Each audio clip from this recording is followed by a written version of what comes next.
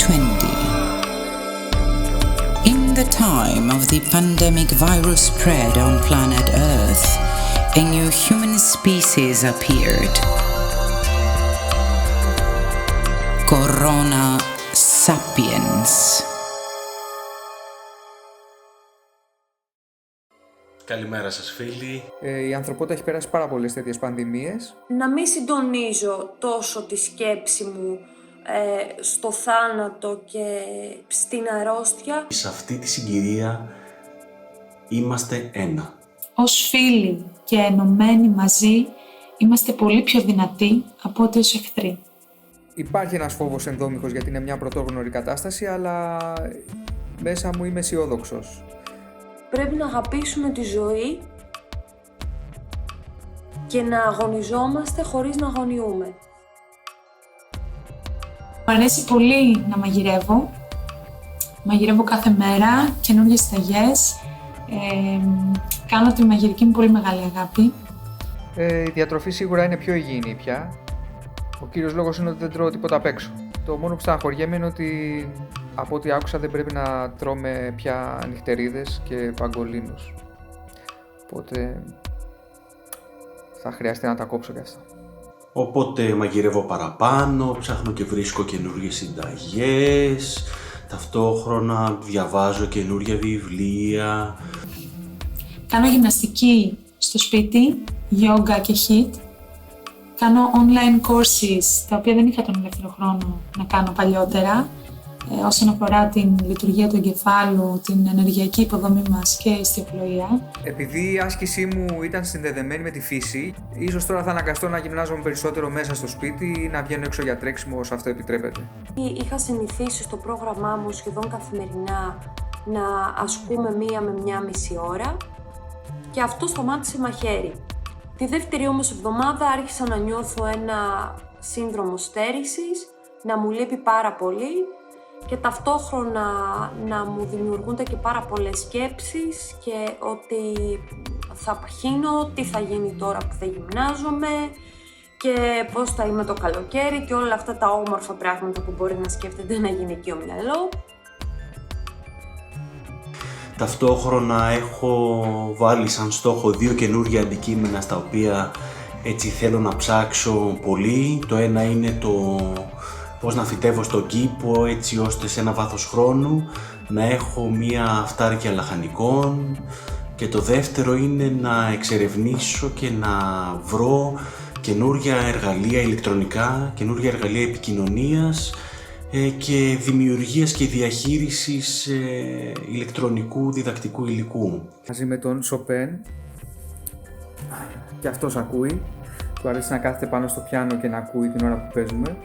Τώρα όταν θέλω να ηρεμήσω ή όταν θέλω να καθαρίσω το μυαλό μου, συνήθως μου αρέσει να κομπάχ. Ένα πράγμα για το οποίο είμαι πολύ χαρούμενη που με ανάγκασε να κάνω καραντίνα είναι να πιάσω ξανά στα χέρια μου την κιθάρα. Ξεκίνησα τις μουσικές μου σπουδές ως κιθαρίστρια και από τότε που ασχολήθηκα επαγγελματικά με το τραγούδι έχω σταματήσει να παίζω κιθάρα γιατί δεν έχω χρόνο πλέον. Είμαι πολύ χαρούμενη που βλέπω ότι δεν έχω ξεχάσει πολλά πράγματα. Στη δική μου περίπτωση υπάρχει μια ιδιαίτερα ευνοϊκή συγκυρία, αφού στο υπόγειο του σπιτιού μου έχω και το εργαστήριό μου, όπου ζωγραφίζω και κατασκευάζω τα γλυπτά μου.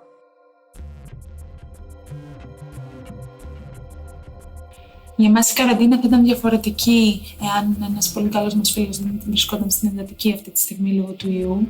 Οι άνθρωποι που είναι μεγαλύτερη σε ηλικία υπάρχει μια ανησυχία μέσα σε όλο αυτό. Παραδόξως πιο πολύ εγώ ανησυχώ και αυτούς τους βλέπω, ιδίως αυτούς που είναι στις επικίνδυνες ομάδες, τους βλέπω λίγο πιο ψύχρεμους. Έχω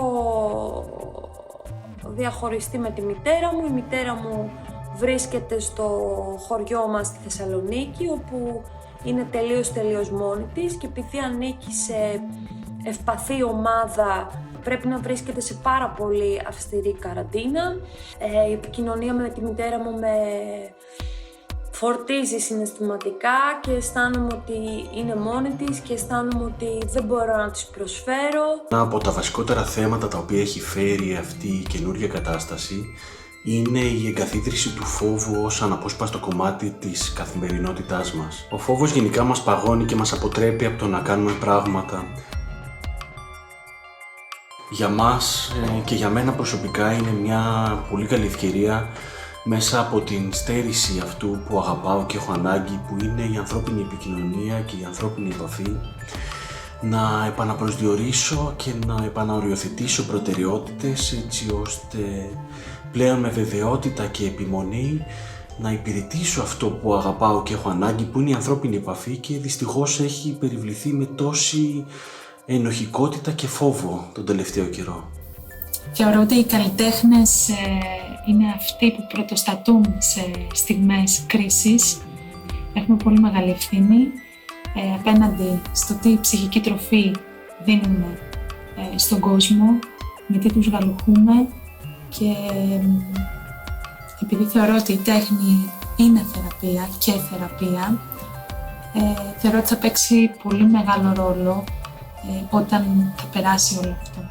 Παρόλα αυτά, η κατάσταση ότι πρέπει να στείλω ένα SMS, να πω που πάω, τι κάνω και πόσο θα μείνω και πόσο θα κάνω, μου δημιουργεί ένα πολύ μεγάλο εκνευρισμό και μια πολύ μεγάλη ενόχληση.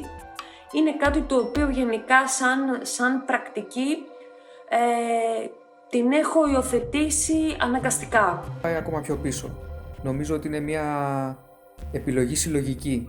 Πιστεύω ότι ο καθένας με το λιθαράκι του θα δώσει κατεύθυνση.